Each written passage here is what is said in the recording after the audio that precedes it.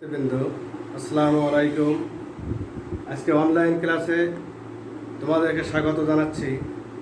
আমি মোহাম্মদ এনামুল হক, সহকারী অধ্যাপক হিসাব বিজ্ঞান, বাংলাদেশ নৌবাহিনী কলেজ খুলনা। প্রিয় শিক্ষার্থীবৃন্দ, ইতিমধ্যেই তোমাদের সঙ্গে আমার কয়েকটি ক্লাস হয়েছে। আমি প্রথম ক্লাসে আমরা পরিচিতি পর্ব হিসাবে আলোচনা করেছিলাম বিভিন্ন বিষয় নিয়ে। দ্বিতীয় ক্লাসে আমি হিসাব বিজ্ঞানের উৎপত্তি এবং ক্রমবিকাশ নিয়ে আলোচনা করছিলাম, অর্থাৎ হিসাব বিজ্ঞানের উৎপত্তি কীভাবে হয়েছে, কখন থেকে শুরু হয়েছে, পর্যায়ক্রমে ধারাবাহিকভাবে আলোচনা করছিলাম। প্রিয় শিক্ষার্থীবৃন্দ, আজকে আমার আলোচনার বিষয় হিসাব বিজ্ঞানের ডেবিট এবং ক্রেডিট নির্ণয়ের নিয়মাবলী। প্রিয় শিক্ষার্থীবৃন্দ, আমরা জানি যে হিসাব বিজ্ঞানে বহুল প্রচলিত দুইটি শব্দ আছে।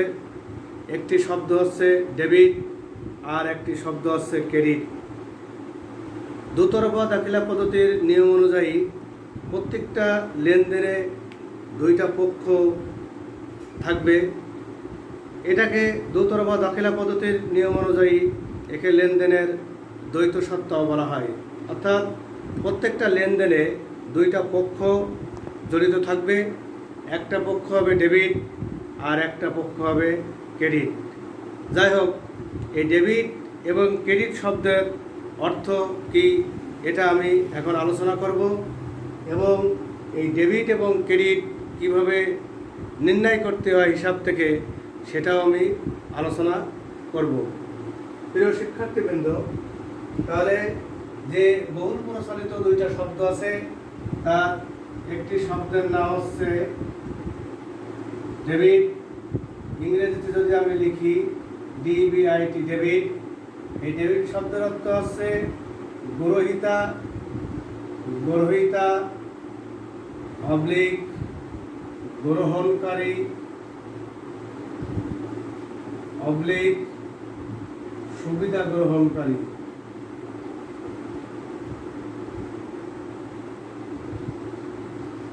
অর্থাৎ প্রত্যেকটা লেনদেনে এই সুবিধা গ্রহণ করবে যে সে আছে ডেবিট, বা গ্রহণকারী যে সে আছে ডেবিট। আর ক্রেডিট শব্দের অর্থ হচ্ছে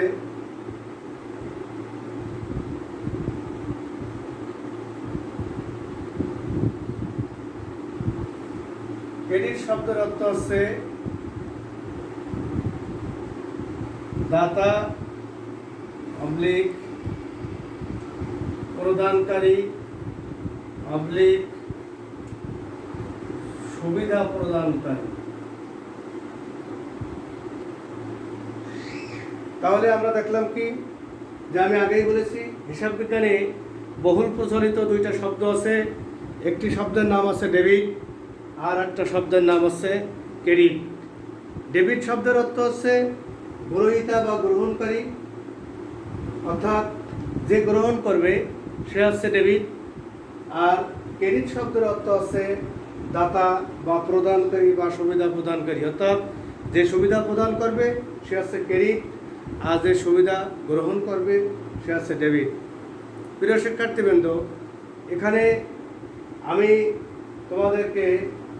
তোমাদের সামনে আমি লেকচার প্রদান করছি, তোমরা গ্রহণ করছো।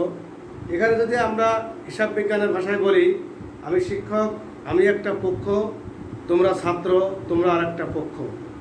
যদি আমি এই লেনদেনের দ্বৈত সত্তা বা হিসাব বিজ্ঞানের এই ডেবিট ক্রেডিটের সঙ্গে আমরা এটাকে তুলনা করি, তাহলে আমরা কি দেখতে পাবো, যে তোমরা গ্রহণ করছো, তোমরা হচ্ছে ডেবিট, আর আমি লেকচার দিচ্ছি বা প্রদান করছি, আমি হচ্ছে ক্রেডিট। প্রত্যেকটা লেনদেনে, প্রত্যেকটা কাজেই যেখানে লেন এবং দেন, অর্থাৎ লেনদেন বা বিনিময় আছে, সেখানে দুইটা পক্ষ থাকবে। আর দুইটা পক্ষ ছাড়া কোনো লেনদেন সংগঠিত হতে পারে না। যাই হোক, আমরা ডেবিট এবং ক্রেডিট সম্পর্কে আলোচনা করলাম। এখন আমার আলোচনার বিষয় যে এই হিসাব থেকে ডেবিট এবং ক্রেডিট কীভাবে নির্ণয় করতে হয়, আমি সেটা এখন আলোচনা করব। এই ডেবিট এবং ক্রেডিট নির্ণয়ের জন্য হিসাব বিজ্ঞানে দুইটা পদ্ধতি আছে। একটা পদ্ধতির নাম আছে ব্রিটিশ পদ্ধতি বা সনাতন পদ্ধতি। অর্থাৎ এই ব্রিটিশ পদ্ধতি বা সনাতন পদ্ধতি এটা আছে পুরাতন পদ্ধতি বা প্রাচীন পদ্ধতি। এই ব্রিটিশ পদ্ধতিতে আমরা হিসাবকে 3 ভাগে ভাগ করতে পারি। প্রাচীন অবলিক সনাতন পদ্ধতি। এই প্রাচীন সনাতন পদ্ধতিতে এখানে আমরা হিসাবকে 3 ভাগে ভাগ করতে পারি। অর্থাৎ হিসাব হচ্ছে 3 প্রকার। 1 নম্বর আছে ব্যক্তিবাচক হিসাব। ব্যক্তিবাচক হিসাব, এই ব্যক্তিবাচক হিসাবে কখন ডেবিট এবং কখন ক্রেডিট হবে এটা আমরা দেখি। এই ব্যক্তিবাচক হিসাবে সুবিধা গ্রহণকারী অবলিক আমরা বলতে পারি যে ব্যক্তির আয় বৃদ্ধি পেলে ডেবিট। আর হচ্ছে সুবিধা প্রদানকারী অবলিক ব্যক্তির আয় হ্রাস পেলে ক্রেডিট। 2 নম্বরে আমরা আসব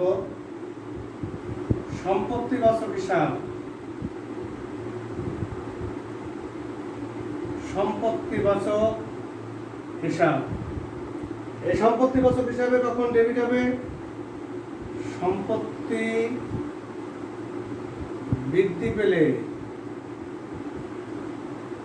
পেলে বা সম্পত্তির আগমন হলে,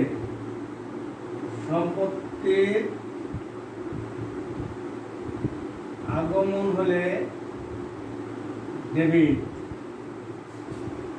আর সম্পত্তি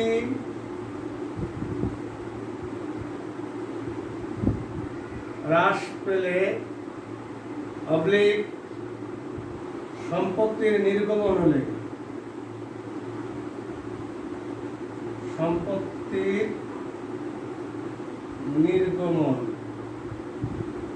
নির্গমন হলে ক্রেডিট। 3 নম্বরে আমরা আসব নামিক বা আয় ব্যয় বাচক হিসাব। এই নামিক বা আয় ব্যয় বাচক হিসাব এখানে কখন ডেবিট এবং কখন ক্রেডিট হবে? এখানে আছে ব্যয় বা খরচ হলে ডেবিট, আর আয় বা লাভ হলে ক্রেডিট। প্রিয় শিক্ষার্থীবৃন্দ, আমরা হিসাব বিজ্ঞানে আগে দেখছিলাম যে যখন ব্রিটিশরা এই ভারতীয় উপমহাদেশ শাসন করত তখন আমরা ব্রিটিশদের যে হিসাবের পদ্ধতি ছিল সেই পদ্ধতিগুলো তখন আমরা অনুসরণ করছি। এই ব্রিটিশ এই জন্য এটাকে বলা হয় প্রাচীন পদ্ধতি, সনাতন পদ্ধতি বা ব্রিটিশ পদ্ধতি। এই ব্রিটিশ সনাতন পদ্ধতিতে হিসাবকে আমরা 3 ভাগে ভাগ করতে পারি। প্রথমত আছে ব্যক্তিবাচক হিসাব। এই ব্যক্তিবাচক হিসাবে ব্যক্তির আয় বৃদ্ধি পেলে বা সুবিধা গ্রহণকারী হিসাবকে বলা হবে ডেবিট। আমি একটু আগে আলোচনা করছি, যখন ডেবিট শব্দের অর্থ আলোচনা করছিলাম তখন আমরা লিখছিলাম সুবিধা গ্রহণকারী হিসাবকে বলা হবে ডেবিট, আর সুবিধা প্রদানকারী হিসাবকে বলা হবে ক্রেডিট। তাহলে আমরা এখানে লিখছি সুবিধা গ্রহণকারী ডেবিট বা ব্যক্তির আয় বৃদ্ধি পেলে ডেবিট, আর সুবিধা প্রদানকারী অর্থাৎ সুবিধা যে প্রদান করবে সে হচ্ছে ক্রেডিট, বা ব্যক্তির আয় হ্রাস পেলে হচ্ছে ক্রেডিট। যেমন উদাহরণস্বরূপ আমরা এখানে বলতে পারি, তোমরা এই ক্লাসটা শ্রবণ করতেছো বা শুনছো, এজন্য তোমাদেরকে বলা হবে ডেবিট, আর আমি তোমাদের সামনে প্রদান করছি, এই জন্য আমি হচ্ছে ক্রেডিট। বিপরীতভাবে যদি আমি তোমাদেরকে ক্লাসে ফিডব্যাক নিই, তাহলে তখন আমি শুনবো, তোমরা বলবে। আমি যখন শুনবো তখন আমি হব ডেবিট আর তোমরা হবে ক্রেডিট। প্রিয় শিক্ষার্থীবৃন্দ, এরপরে আমরা আসবো সম্পত্তিবাচক হিসাব। সম্পত্তিবাচক হিসাবে আমরা কি দেখছি? সম্পত্তি বৃদ্ধি পেলে বা সম্পত্তির আগমন ঘটলে ডেবিট, অর্থাৎ একটা কারবার প্রতিষ্ঠানে যদি নতুন কোনো সম্পত্তি, সেটা স্থায়ী সম্পত্তি হোক, চলতি সম্পত্তি হোক, সেই সম্পত্তি যদি আগমন ঘটে বা সম্পত্তির পরিমাণ বৃদ্ধি পায়, তাহলে আমরা সেই সংশ্লিষ্ট সম্পত্তিকে ডেবিট করব। আর ওই সম্পত্তি যদি বিক্রয় করা হয় বা ওই সম্পত্তি নষ্ট হয়ে যায়, ক্ষতি হয়ে যায়, তাহলে ওই সম্পত্তিকে আমরা তখন করবো হচ্ছে ক্রেডিট। এরপরে আসবে নামিক বা আয় ব্যয়বাচক হিসাব। নামিক বা আয় ব্যয়বাচক হিসাবে আমরা কি দেখছি? নামিক বা আয় ব্যয়বাচক হিসাবে ব্যয় বা খরচ হলে ডেবিট, আর আয় বা লাভ হলে ক্রেডিট।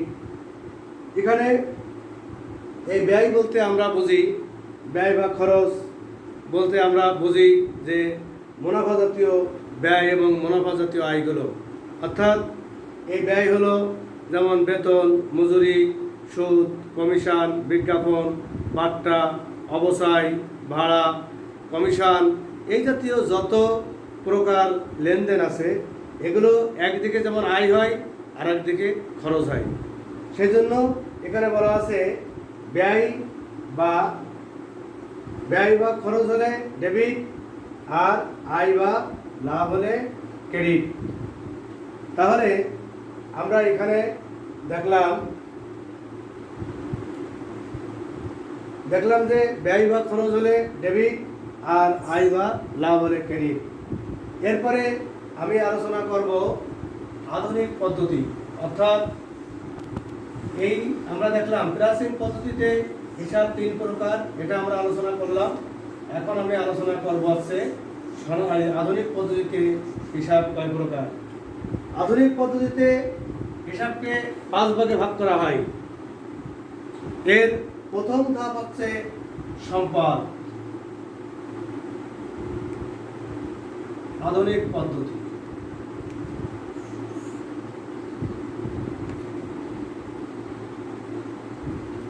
আধুনিক পদ্ধতির আর এক নাম হচ্ছে আমেরিকান পদ্ধতি। এখানে 1 নম্বরে আছে সম্পদ। সম্পদ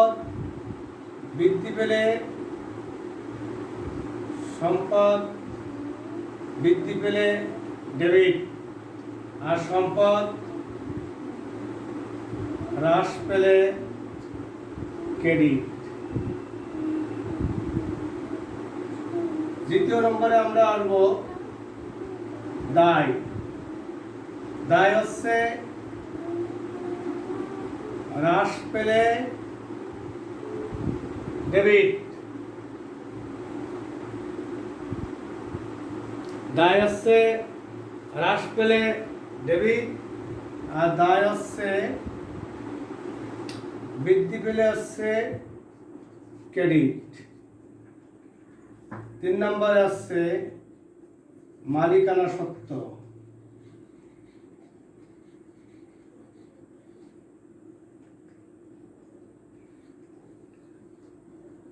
মালিকানা সত্ত্ব এটাও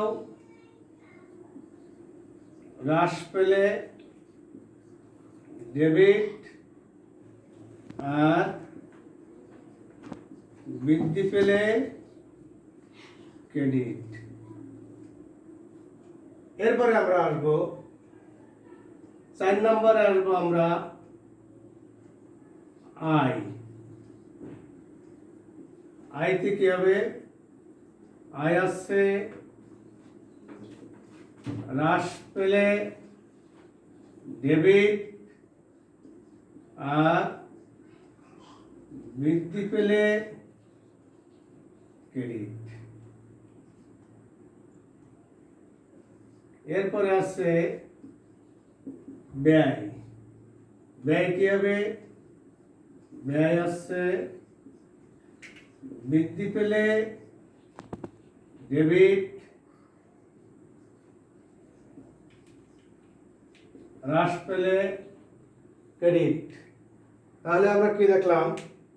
যে আধুনিক পদ্ধতিতে আমরা এখানে হিসাবকে 5 ভাগে ভাগ করছি। প্রথমটা হচ্ছে সম্পদ। এই সম্পদে আমরা দেখছি সম্পদ বৃদ্ধি পেলে ডেবিট আর সম্পদ হ্রাস পেলে ক্রেডিট। এটা আমরা সনাতন পদ্ধতিতেও দেখছিলাম। সনাতন পদ্ধতিতে যে হিসাবটাকে আমরা সম্পত্তিবাচক হিসাব বলছিলাম, আধুনিক পদ্ধতিতে সেই সম্পত্তিবাচক হিসাবকে সম্পদে রূপান্তর করা হয়েছে। দুইটা জিনিস প্রায় সেম। এখানেও বৃদ্ধি পেলে ডেবিট, ওখানেও বৃদ্ধি পেলে ডেবিট ছিল। এবার আছে দায় এবং মালিকানা সত্ত্ব। একটা প্রতিষ্ঠানে দুই ধরনের দায় থাকে, একটা আছে অন্তদায় এবং বহির্দায়।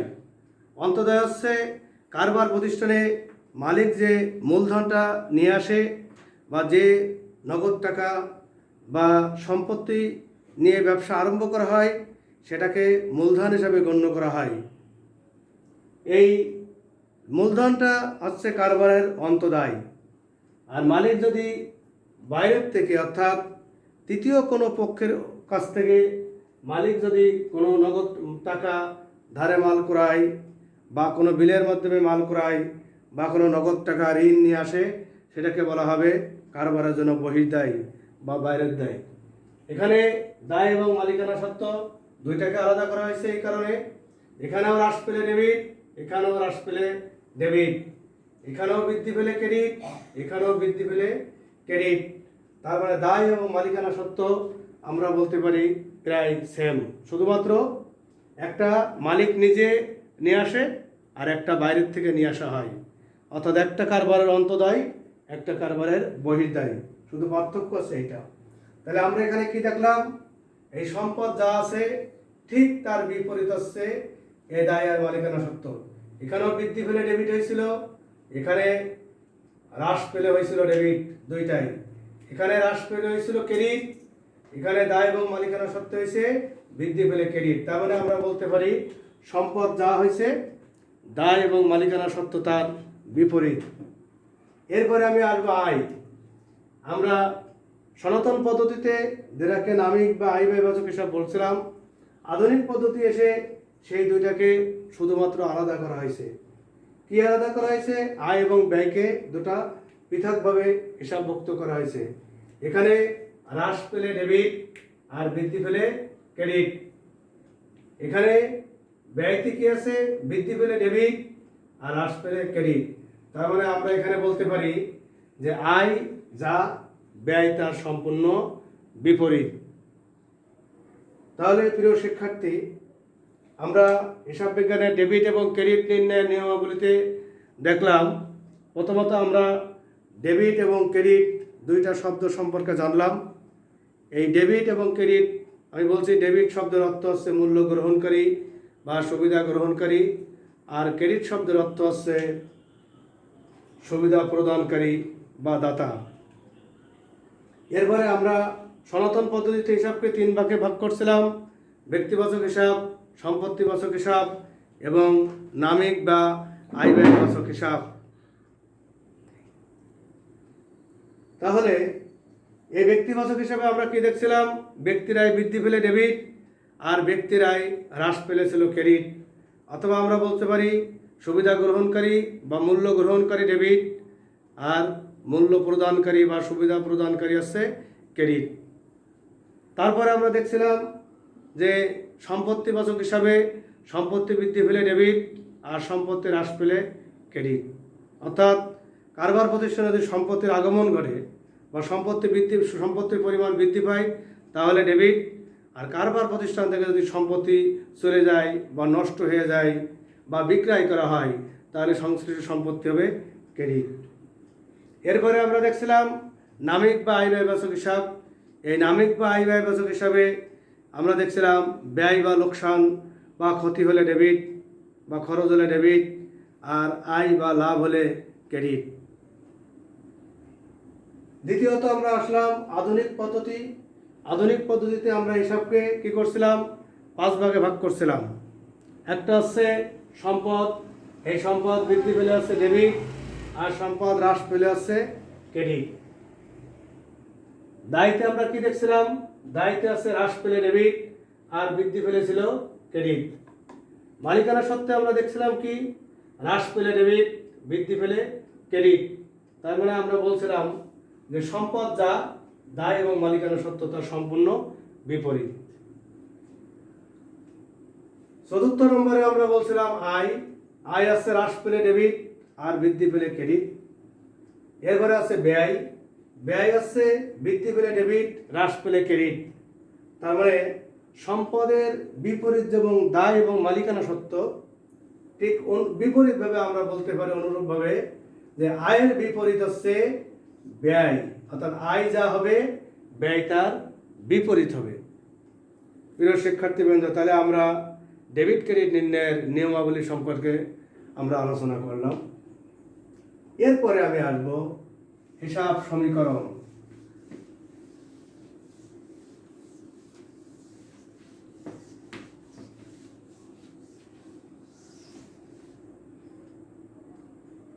এরপরে আমি আসব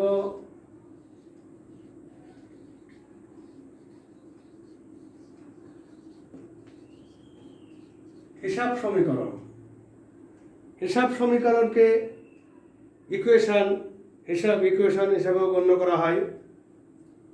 এই হিসাব সমীকরণে আমরা জানি যে হিসাব সমীকরণ সমান সমান a = l প্লাস OE, অর্থাৎ a = l প্লাস OE। এখানে আমরা বলতে পারি a সমান সমান অ্যাসেট। অ্যাসেট মানে আসছে সম্পদ। এল সমান সমান আমরা বলতে পারি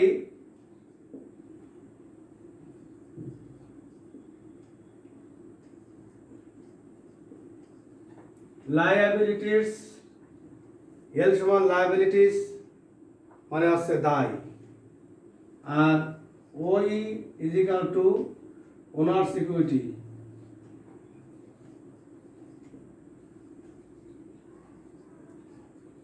ওনার্স ইকুইটি মানে আসছে মালিকানা সত্ত্ব।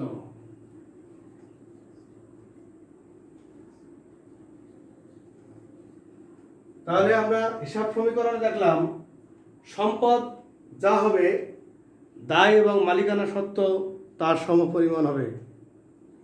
এই জন্য আমরা বলছি a = l প্লাস OE।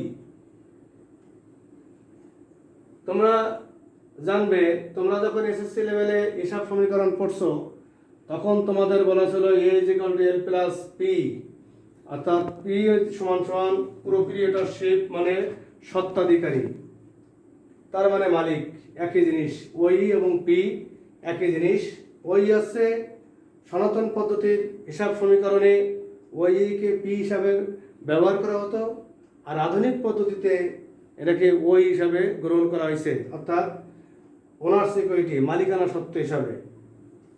এটাকে যদি আমরা একটু বর্ধিত আকারে লিখি, বর্ধিত আকারে যদি এটাকে লেখা হয় তাহলে আমরা কি লিখব? a সমান সমান l plus c plus r minus e minus d।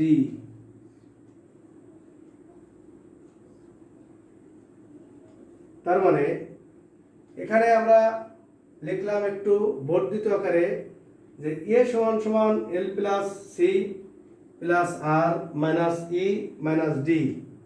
এখানে এই a সমান সমান আমরা আবার লিখি যে এখানে কি হবে? এখানে a সমান সমান ওই অ্যাসেট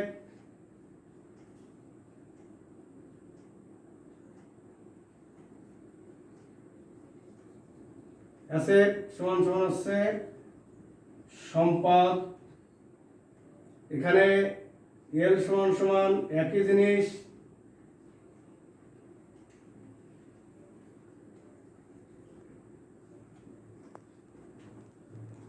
লায়াবিলিটিস মানে হচ্ছে সেই দায়। সি সমান সমান এখানে ক্যাপিটাল, ক্যাপিটাল মানে হচ্ছে মূলধন। আর সমান সমান হচ্ছে রেভিনিউ,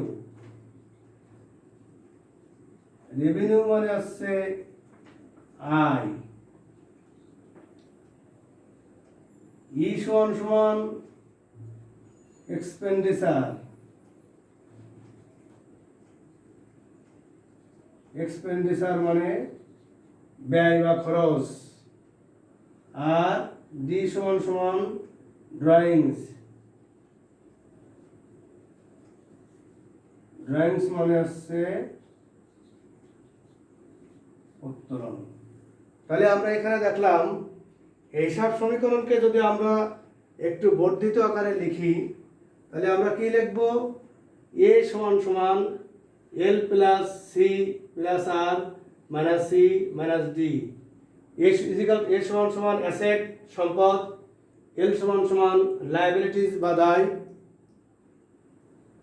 সি সমান সমান ক্যাপিটাল বা মূলধন, আর সমান সমান রেভিনিউ সমান আয়, ই ইজিক্যাল টু এক্সপেন্ডিচার মানে ব্যয় বা খরচ, আর ডি ইজিক্যাল টু ড্রয়িংস মানে উত্তোলন। তার মানে আমরা এখানে দেখলাম যে এখানে এই যে ক্যাপিটাল সি, এই ক্যাপিটালের সঙ্গে অর্থাৎ মূলধনের সঙ্গে সকল আয় যোগ হবে, সকল খরচ বিয়োগ হবে, সকল উত্তোলন বিয়োগ হবে। তাহলে যেহেতু হিসাব সমীকরণ বলা হয়েছে, মূল হিসাব সমীকরণ আছে এ ইজিক্যাল টু এল প্লাস ওই। অর্থাৎ এখানে আমাদের হিসাব সমীকরণ যখন আমরা করব টেবুলার ছকে, তখন তোমরা দেখবে একদিকে থাকবে সম্পদ আর একদিকে থাকবে দায় এবং মালিকানা সত্ত্ব। অর্থাৎ এখানে আয় ব্যয় এবং উত্তোলনের কোনো ঘর থাকবে না। এই কারণেই আমরা কি করব, এখানে যদি কোনো আয়, কোনো ব্যয় এবং কোনো উত্তোলন থাকে তাহলে এই তিনটা জিনিস আমাদের এই ক্যাপিটালের সঙ্গে সমন্বয় করতে হবে। অর্থাৎ আয় হলে ক্যাপিটালের সঙ্গে যোগ, খরচ হলে ক্যাপিটাল থেকে বিয়োগ, আর যদি উত্তোলন হয় তাহলেও ক্যাপিটাল বা মূলধন থেকে বিয়োগ করতে হবে। তাহলে আমরা হিসাব সমীকরণটাও এখানে একবারে দেখে নিলাম। প্রিয় শিক্ষার্থীবৃন্দ, তাহলে এখানে আমি আলোচনা করলাম আজকে হিসাব বিজ্ঞানের ডেবিট এবং ক্রেডিট নির্ণয়ের নিয়মাবলী, ডেবিট শব্দের অর্থ এবং ক্রেডিট শব্দের অর্থ আলোচনা করলাম। দ্বিতীয়ত আমি আলোচনা করলাম হিসাব সমীকরণ। এই হিসাব সমীকরণ তোমরা এখানে দেখতে পাচ্ছ যে আমি এখানে লিখছি মূল হিসাব সমীকরণ এ ইজিক্যাল টু এল প্লাস ওই আমি লিখছি।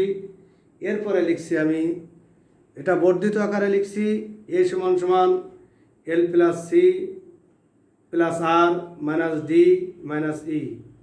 অর্থাৎ বর্ধিত আকারে হিসাব সমীকরণ লিখলে কী হবে সেটাও আমি এখানে তোমাদের সামনে ব্যাখ্যা করেছি।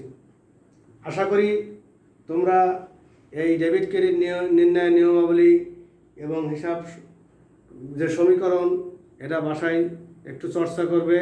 তোমাদের পাঠ্য বইতে এগুলো আছে, তোমরা সেখান থেকে একটু পড়ার চেষ্টা করবে এবং আমার এই ক্লাস অনুসরণ করবে। তাহলে তোমরা এই ডেবিট ক্রেডিট নির্ণয়ের নিয়মাবলী এবং হিসাব সমীকরণ সম্পর্কে জানতে পারবে।